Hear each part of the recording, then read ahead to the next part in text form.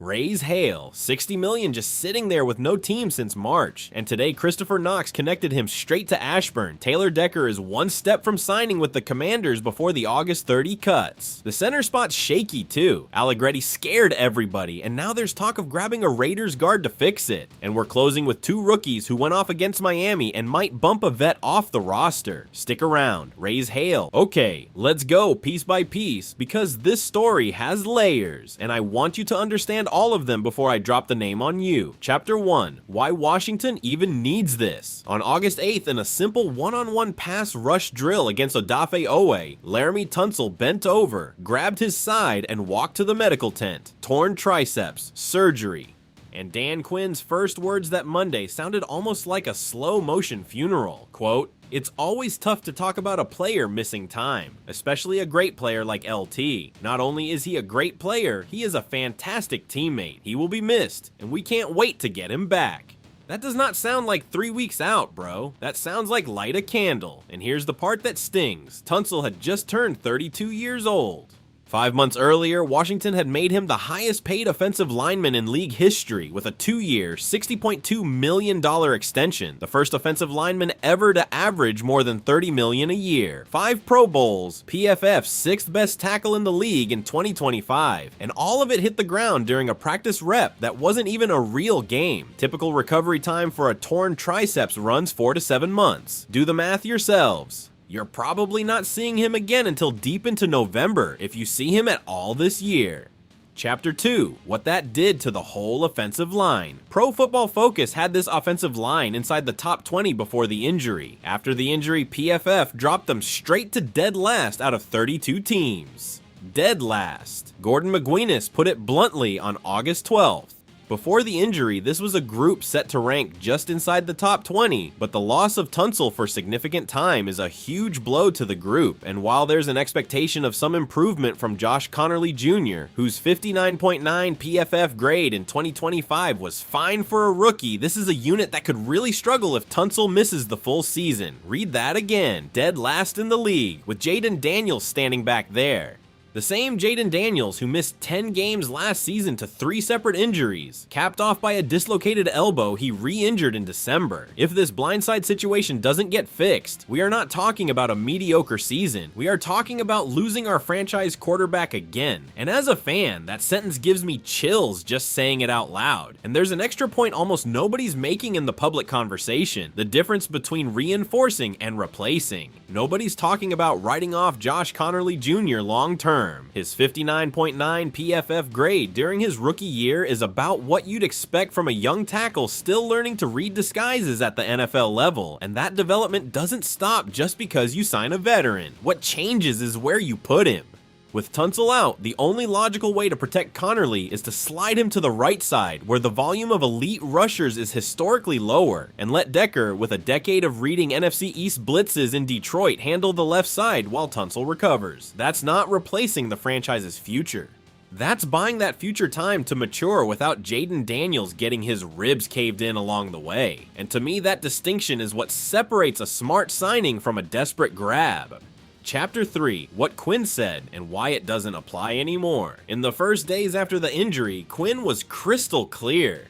He said they'd roll with Brandon Coleman at left tackle, a spot Coleman already played in 2024 and again last year when Tunsil got hurt. And he said, word for word, that up to that point they hadn't discussed bringing in a tackle from outside the building. Listen to me closely. That statement is from the first week of August. Today is August 21st, and in 13 days, something changed that Quinn could not have predicted back then. The free agent market still has, sitting at home, one of the best left tackles of the last decade waiting on the phone to ring. Alright, here's the name, Taylor Decker. 10 years as a starter in Detroit, 140 consecutive games started, the kind of durability that basically doesn't exist at tackle. Pro Bowl honors in 2024.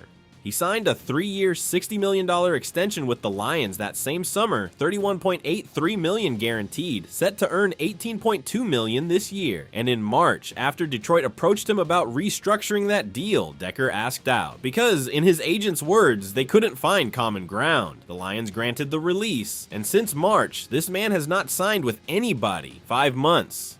A former Pro Bowler with 140 consecutive starts, sitting at home while preseason football kicks off. That fam is not normal, and that's exactly why this story is so juicy to me.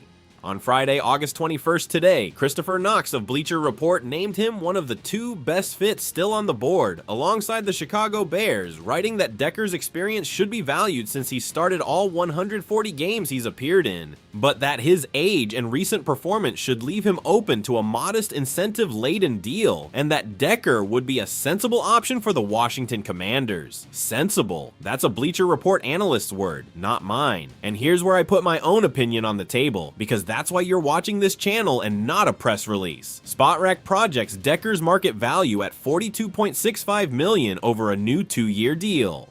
That number to me is pure fantasy at this point on the calendar. It's late August. The man has been out of work for 5 months. Chicago, the other logical fit, probably doesn't even move because Ozzie Trapilo, their starting tackle, is coming back from a torn patellar tendon faster than anyone expected. So in practice, Washington is the only franchise with real need, real urgency, and the biggest negotiating window Decker is going to get in his entire time on the open market. That doesn't give Decker leverage. That hands every ounce of leverage to Adam Peters. And here's the key to this whole thing. Tunsil could come back for the stretch run of the season. That instantly kills any 2-year high guarantee structure for Decker. Because why would you pay a 33-year-old like a 2-year starter if your real starter comes back in December? The only structure that makes business sense for Washington is a 1-year, low-base, incentive-heavy deal built around snaps and starts. Exactly what Knox already hinted at. And here's my prediction, on record, so you can throw it back in my face if I'm wrong. Before September 1st, before final roster cuts, Washington signs Taylor Decker to a 1-year deal that doesn't clear $4 million guaranteed. I'm saying that today, August 21st, with a date and a name attached. If it doesn't happen, remind me in the comments and I'll own it on camera. Now, the honest doubt, because I'm not here to sell you pure hype. Decker is 33 entering this season, coming off an injury-battered 2025 in Detroit, and left tackle play that leans on leverage and technique rather than pure speed usually ages better than a pass rusher's game, but that's no guarantee of anything. I could be wrong, but to me, the risk of a cheap 1-year flyer is nowhere near the risk of leaving Josh Connerly Jr. alone against the best edge rushers in the NFC East, protecting a quarterback who already broke his elbow once escaping dirty pressure. This isn't a luxury signing, this is season survival. Okay, fam, we covered the tackle. But Washington's offensive line has a second alarm going off at the exact same time, and this one's coming from the center spot, literally the center of the line. Nick Allegretti, the projected starter there, was dealing with calf tightness while working back from a strain. Good news first, and it's real good news. The imaging came back clean. Allegretti is going to be fine, but here's the real problem Rigo's rag laid out on August 21st. Washington released Tyler Biadasz this offseason and gave Allegretti an early extension as their guy at center. Missing that many reps over the summer, even for something that ends up being nothing, exposes something that was already thin underneath him. There is basically no depth behind him. If Allegretti shows any more signs of fragility, the Commanders, in the article's own words, aren't exactly blessed with viable backup options on the current veteran market. And that's where the piece gets interesting, because it floats a bold idea. Call the Las Vegas Raiders and ask about Jackson Powers Johnson. This guy was a standout center at Oregon before Las Vegas took him at pick 44 in the 2024 draft.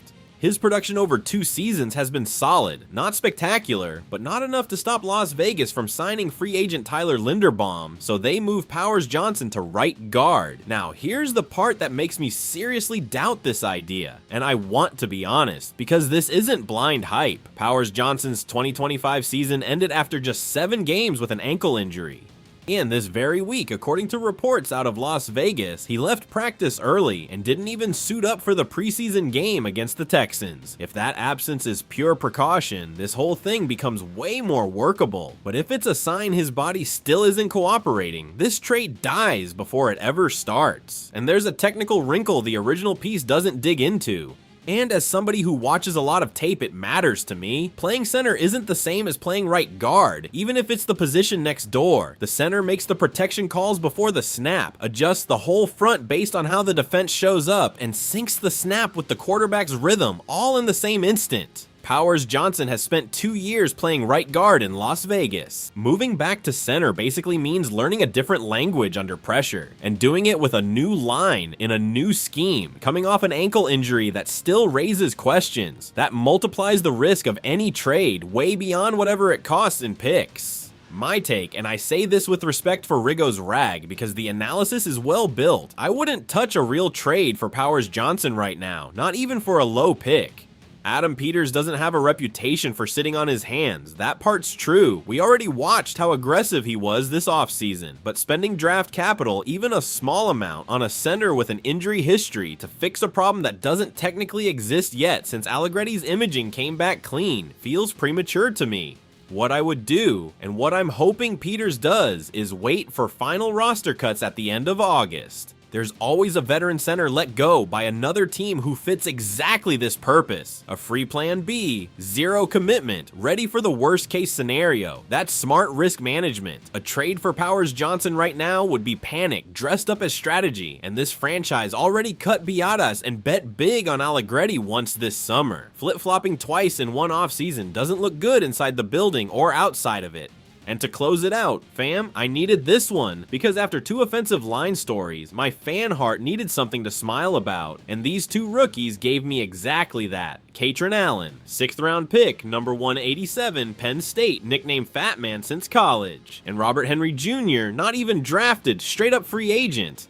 In the 20-7 win over Miami on August 14th, with Bill Krosky Merritt and Rashad White resting alongside 24 other players, and with Jeremy McNichols out with a quad issue, these 2 ate the entire game. 35 combined carries, 160 yards, 2 touchdowns. Allen had 23 carries for 85 yards and a score. And here's the stat that stuck with me. According to Sharp Football Analysis, he became the only running back in the last decade to get 20 or more carries in a preseason game without a single negative yardage run. 0, not 1, on 23 attempts. That's not luck, fam. That's a running style with squared up hips and low pads that makes tacklers bounce off instead of bringing him down. And the best part is Allen admitted it himself after the game.